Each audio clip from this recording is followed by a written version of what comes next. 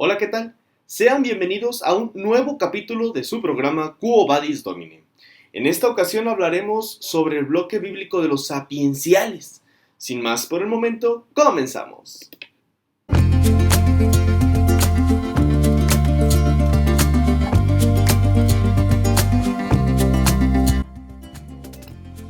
Pues bien, los libros sapienciales son Job, Salmos, Proverbios, Eclesiastés, Cantar de los Cantares, Sabiduría y el libro del Eclesiástico. Un total de 7 libros. Hablaremos de cada uno de ellos. Job. Este maravilloso libro poético didáctico gira en torno a la tragedia de un justo no israelita, que se supone vivió en Edom, entre los hijos de Oriente, y que fue sometido a terribles pruebas por Dios para aquilatar su virtud desinteresada. En realidad, el problema teórico que se plantea en esta obra es el del sufrimiento del justo en esta vida, cuestión que ha sido planteada en las diversas literaturas de la antigüedad. El hagiógrafo, en lugar de plantear el problema en abstracto, prefiere presentar la historia de un justo irreprochable, el cual, a pesar de su acrisolada virtud, sufre las más terribles penalidades: pérdida de la hacienda, de la familia y de la misma salud. Con todo, acepta resignado la prueba, pues todo viene de Dios, lo bueno y lo malo. La tesis tradicional en la sociedad israelita era que Dios premia en esta vida la virtud y castiga el vicio. A los cumplidores de la ley divina les están reservados toda clase de bienes temporales como son longevidad de vida, prosperidad material, numerosas posteridades, mientras que a los pecadores les espera la muerte en plena juventud, la pérdida de sus bienes y la esterilidad.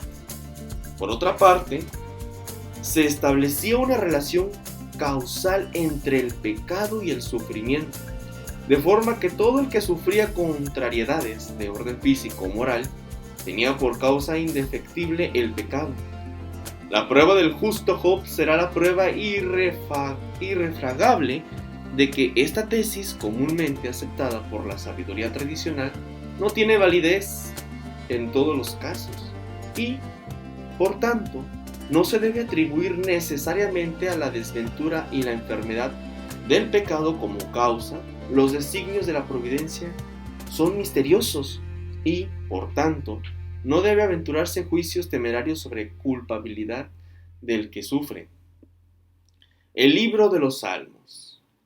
El Salterio es llamado, en la tradición judía, libro de las alabanzas, y juntamente con Job y Proverbios constituía la serie de los hagiógrafos mayores. En el Nuevo Testamento se le conoce bajo la denominación del libro de los Salmos. El conjunto de salmos es llamado Salterio, que traduce el hebreo nebel, instrumento músico de cuerdas. Las composiciones salmódicas son generalmente de índole lírica, si bien no faltan entre ellas cantos épicos, composiciones didácticas y aún fragmentos oraculares, proféticos. Es un libro maravilloso. Son 150 salmos. El Concilio Tridentino, recogiendo la tradición eclesiástica, incluye entre las escrituras canónicas Salterium Davidicum. Son 150 salmos. El concilio trata en su decreto de la canonicidad de estos mismos 150 salmos, no de origen crítico humano. Así lo han entendido comúnmente los comentaristas católicos y las determinaciones posteriores oficiales de la autoridad eclesiástica, decretos de la Pontificia Comisión Bíblica. Jamás se urge la necesidad de admitir el origen davídico en todas las composiciones del Salterio. La colección completa del Salterio se divide en 5 libros que terminan respectivamente por la doxología, Benedictus Dominus, Amén, Amén. Esta quíntuple división de los salmos obedece a la tradicional división del Pentateuco. El libro primero que lo conforman, del primer salmo al 41, se le llama libro davídico, porque todos los salmos de esta primera colección se atribuyen al rey David, excepto los salmos, el primer salmo versículo 3 y el salmo 24. En estos salmos predominan el nombre divino Yahvé. Libro segundo lo conforman del salmo 42 al 72. En este libro segundo se incluyen colecciones, por ejemplo, los del hijo de Coré y la de David. Al final, el Salmo 72 se dice, se acaba las oraciones de David, hijo de Jesé. El libro tercero son los Salmos 73 al 89. Tiene una primera colección atribuida a Asaf. A este mismo personaje se atribuye el Salmo 49 del libro anterior. Predomina en este tercer libro y en el segundo el nombre divino Elohim. Por eso ambos constituyen la gran colección de los salmos eloísticos, el 42 y el 83. Libro cuarto son los salmos del 90 al 106, un conjunto heterogéneo en el que se destacan los salmos que celebra el imperio universal de Yahvé, que son los salmos 93 al 100. Y por último el libro quinto, que son los salmos 107 al 150. En esta última serie son de notar los llamados salmos graduales o de las subidas o de los del gran Jalel, porque se iniciaba con el Aleluya.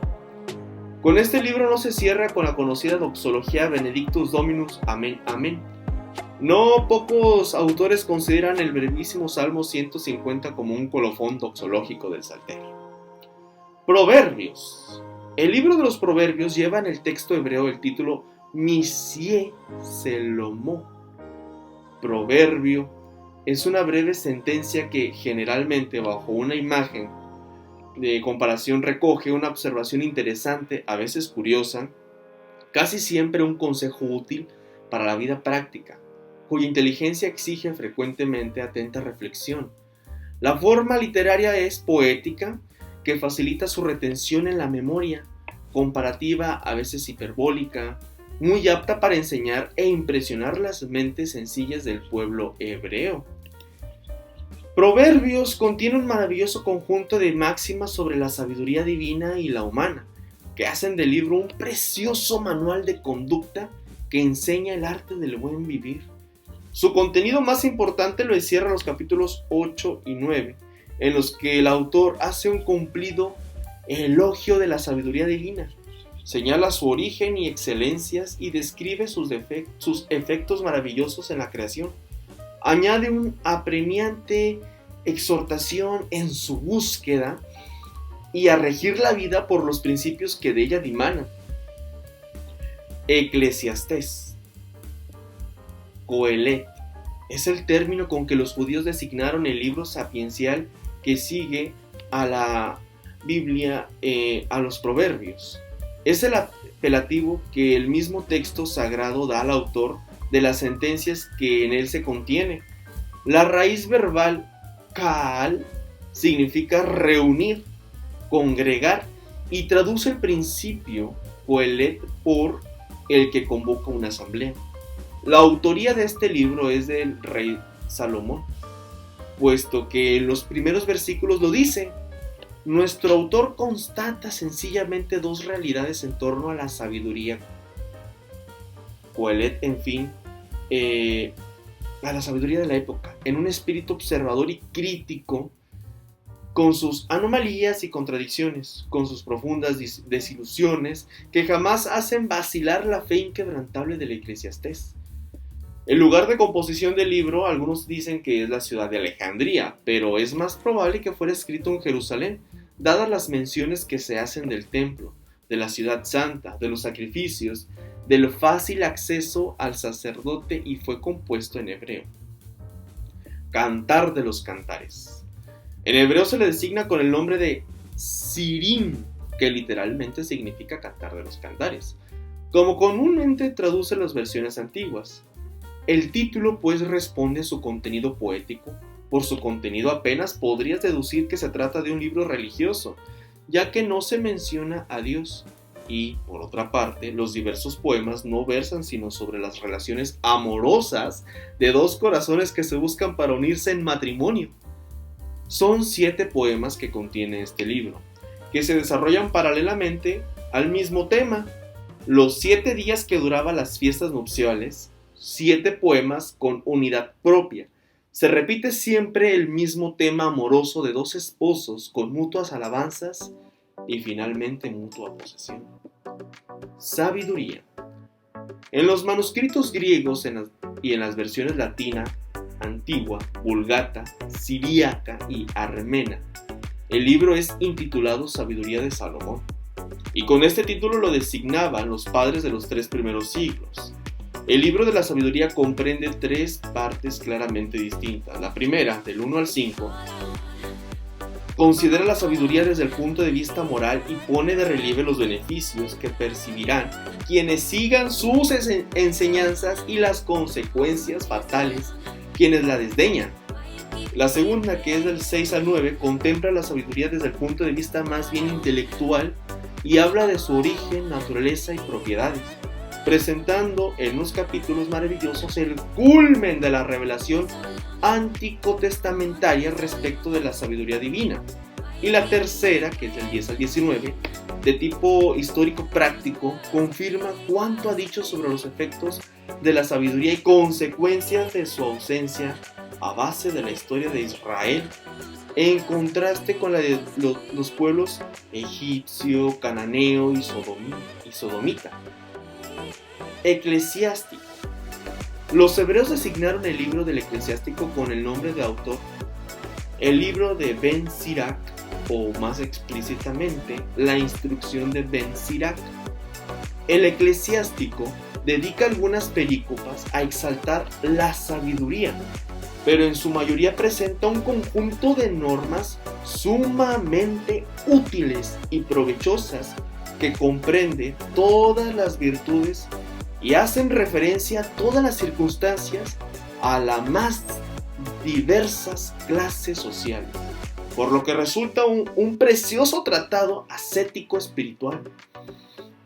Tiene sobre el libro de los Proverbios la ventaja de que no solo constata sus pensamientos, sino que los explica y desarrolla por medio de semejanzas y constantes, dándoles una forma más elocuente y una mayor fuerza persuasiva.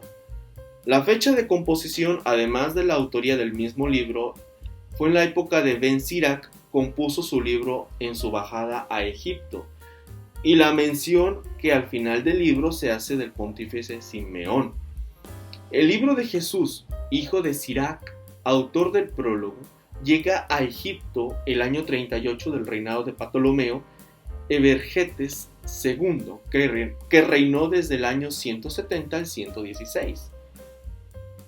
Pues bien, hasta aquí, a grandes rasgos y de manera introductoria, cada libro del bloque bíblico sapiencial. Son 7 libros, acuérdate. Comparte, suscríbete, dale like y activa la campanita para que te notifique cuando suba nuevo video al canal. Soy Jorge Velázquez y nos vemos hasta la próxima. Adiós.